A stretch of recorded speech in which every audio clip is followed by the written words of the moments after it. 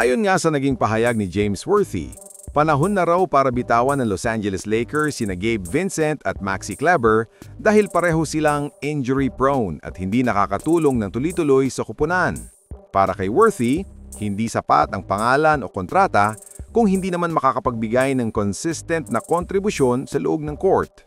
At sa sitwasyong hinaharap ng Lakers ngayon, hindi na pwedeng magkamali sa mga piyesang ilalagay sa roster, lalo na't malaking expectations ang dala ng team sa paparating na season. Ang komento ni Worthy ay nagbukas ng usapan sa fans at analysts kung dapat na bang tapusin ng front office ang kanilang pasensya sa dalawang manalarong madalas na nasa injury list kaysa sa aktual na tumutulong sa panalo. Samantala, hindi trade, ngunit may isa pang issue na lumabas kaugnay kay Bronny James. Ayon sa mga ulat, posibleng mapalitan si Bronny sa rotation spot ng isa pang young guard na si Nick Smith Jr. Hindi ibig sabihin na iti-trade si Bronny, ngunit posibleng mabawasan ang kanyang minuto at role sa team kung papasok si Smith bilang mas regular na bahagi ng rotation. Para sa iba, masyadong maaga kung mawawala ng tiwala ang Lakers sa anak ni LeBron James, pero kung performance ng pagbabasehan, malinaw na kailangan pa niyang magpakita ng consistency para makipagsabayan sa mga guards na mas handa na sa NBA level.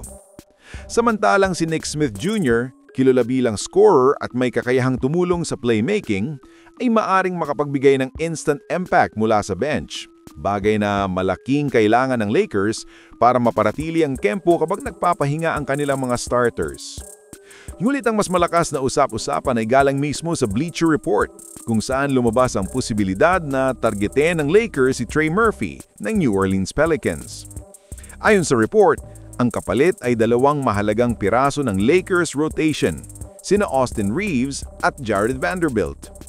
Isipin na lang natin ang epekto ng ganitong trade. Isang fan favorite at consistent contributor na si Reeves kasama ang defensive specialist na si Vanderbilt kapalit ng isang 3-and-D wing.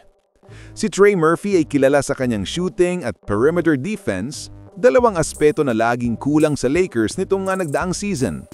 Malinaw na fit si Murphy sa sistema ng kupunan, lalo na't ang spacing na kailangan ni Luka Doncic at DeAndre Ayton para mas gumana ang kanilang opensa. Pero kapalit nito ay ang pagkawala ng chemistry at playmaking ni Reeves na naging malaking bahagi ng mga panalo ng Lakers sa mga nagdaang taon. Kung susuriin, nasa tatlong direksyon ang mga isyong hinaharap ng Lakers ngayon. Una, ang tanong kung dapat na bang tuluyang i-let go sina Gabe Vincent at Maxi Kleber dahil sa kanilang injury-prone status. Pangalawa, ang posibleng pagbabago sa rotation kung saan si Bronny James ay maaring mawala ng playing time kapalit ni Nick Smith Jr. At pangatlo, ang posibilidad ng isang blockbuster trade para kay Trey Murphy na maaring magdulot ng panibagong puwersa sa wing position, pero may katapat na malaking sakripisyo. Ang lahat ng ito ay naglalagay sa Lakers sa isang napakadelikadong sitwasyon. Nasa kanilang desisyon kung pipiliin nila ang immediate upgrades para lumaban agad sa championship o kung ipagpapatuloy nila ang kasalukuyang core na unti-unting nagde-develop ng chemistry. Ang bottom line, kailangan ng Lakers ng malinaw na direksyon.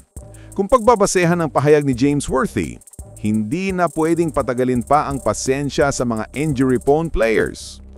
Kung pagbabasehan naman ng rotation news, kailangan timbangin kung mas makakabuti bang bigyan ng oras si Bronny para mag-grow o mas mainam nang ipasok agad ang mas handang si Nick Smith Jr. At kung titingnan ang trade rumor, malaking tanong kung worth it bang isugal ang isa sa pinakamahalagang piyesa ng team na si Austin Reeves, kapalit ng spacing at depensa ni Trey Murphy. Isang bagay ang sigurado, anumang hakbang ang gawin ng Lakers front office, siguradong may malaking epekto ito sa kanilang championship aspirations at sa direksyon ng buong franchise sa susunod na taon. I-comment nyo na lang po sa ibaba ang inyong opinyon at huwag kalimutang mag-subscribe sa aking channel. Maraming salamat po!